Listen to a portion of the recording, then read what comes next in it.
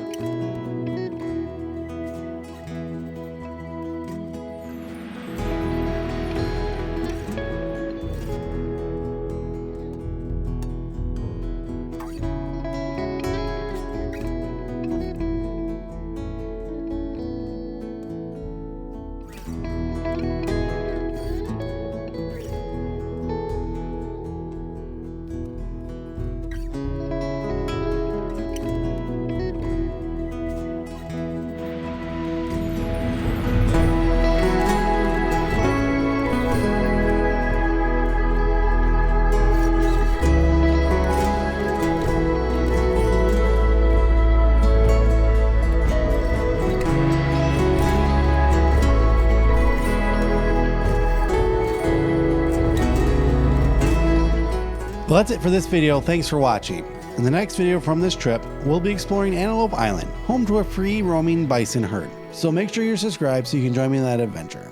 But for now, thanks again for watching, and until our paths meet again, stay adventurous.